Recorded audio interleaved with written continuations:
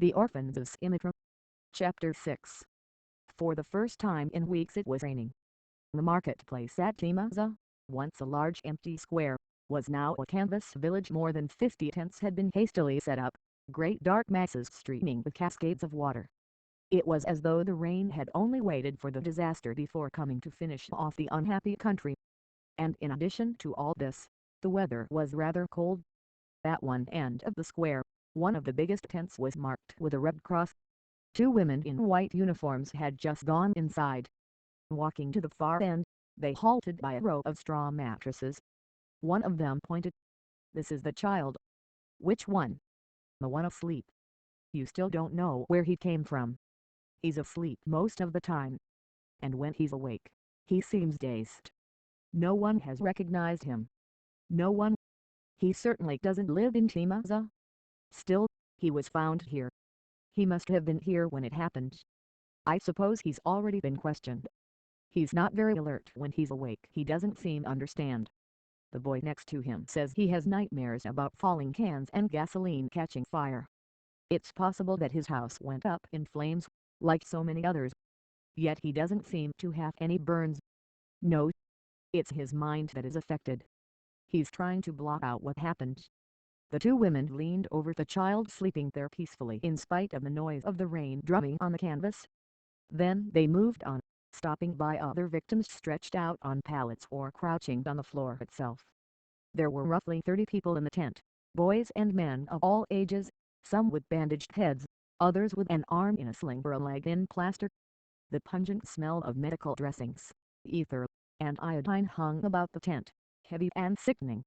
Every face showed the same anguish, the same grief, the same hopelessness, the same resignation. And the same desolate sight could be seen in the 50 other tents. Little, if anything, was left of the small town of Timaza. 300 homes were completely destroyed and the others rendered uninhabitable, while hundreds of people had been killed and thousands injured. And Timaza was not the only place to suffer. Phyllis, Marissa, Simitra had been badly hit, Simitra worst of all. In it there were not tent walls left standing. In the space of a few seconds the whole of that part of it, Peru's, already desolate, had become a wasteland. But Porphyros knew nothing of this. For 3 days he had slept, as though to put off the terrible awakening for as long as possible. Yet that awakening was drawing near, stealing silently upon him like a jackal, prowling sometimes so close that it almost brushed against that little dark head. Then one night he stopped putting the gasoline cans straight, and began thinking about the crack in the cistern, and the workmen. Yes, of course, the workmen. That reminded him of something. What was it? Of course, he had gone to Simitra to fetch them. But why hadn't he returned home? Why? He repeated the word why several times over. Suddenly he sat bolt upright on his mattress. His ears, until then deaf to the world, heard the sound of the rain on the tent. He looked around in astonishment. He was filled with a frenzy of terror. At the top of his voice he screamed, "Mama! Mama!" The lady in a white uniform ran up to him and took him in her arms as though he were a baby. He gave way to his grief, big tears rolled down his cheeks. "Where's Mama? Where's Mina?" The nurse said nothing, only went on holding him in her arms. She rocked him gently for a long time, then she said softly, "Who are you, my dear? Where do you come from? What's your name?" His name? What name? He could not remember.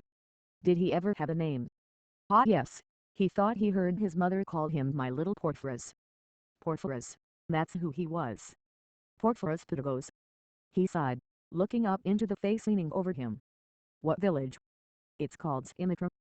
"Simitra? But that's over 5 miles away. I live at the top of the long cedar slope.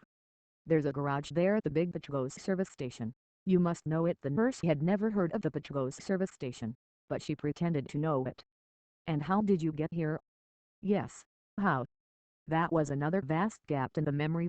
He thought as hard as he could, but it was no good. "Try to remember. You were found here in Timaza? Why did you come here?" The nurse tried to help him to remember. Then suddenly the gap was bridged.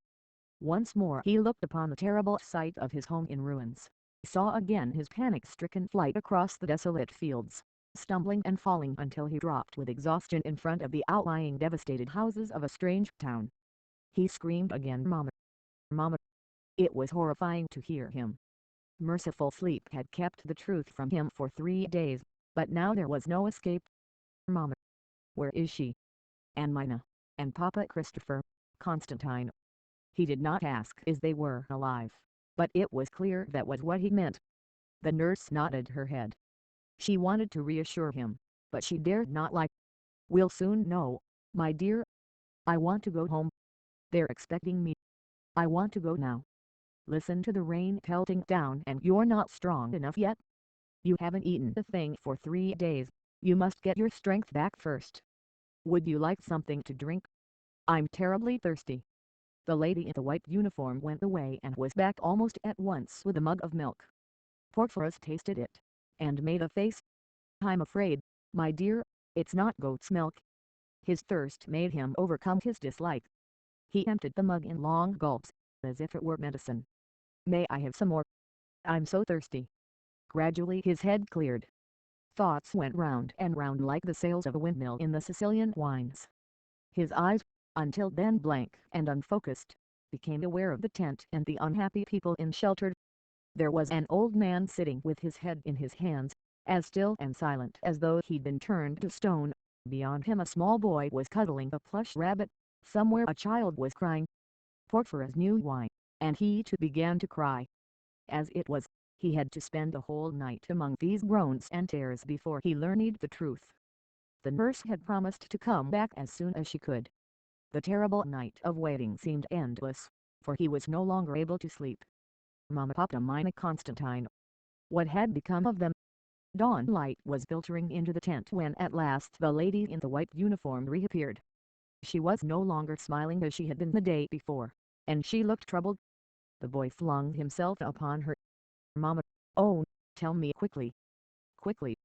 The nurse did not speak. She turned her face away. Then she said, "A truck is leaving for Simitra with a load of mattresses. It will take you along. Do you well enough to go?" Outside, the rain had stopped, but great grey clouds of morning sailed across the beautiful sky of Greece. Porphyros looked at the canvas tents pitched higgledy-piggledy in the public square, and then at the broken, crumbling walls of the town beyond. The truck was waiting, crammed with an enormous pile of mattresses. The nurse whispered a few words in the driver's ear. Porphyros would have liked to know what she said, but he did not try to overhear. The driver swung the boy up in his arms into the seat beside his own, and the heavy truck set off. Porphyros' heart sank. He wanted to talk, to ask questions, but his mouth would not open. He was afraid of the truth. The journey seemed endless, but at last he saw Simitra on a signpost. It couldn't be true. The village he had visited so many times before was not recognizable. He began to tremble again.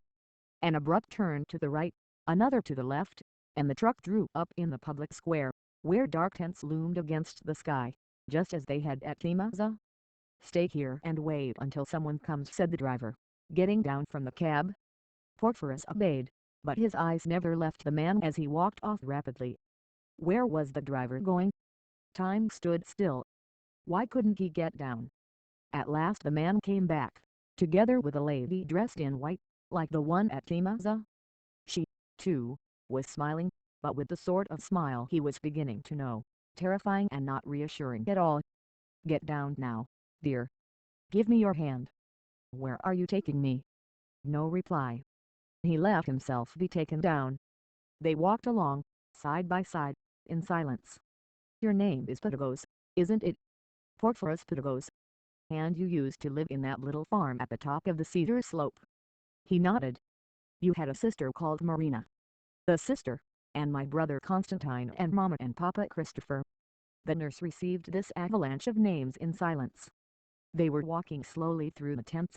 Too slowly. The slowness was a bad sign. Porphyros knew that good news travels fast.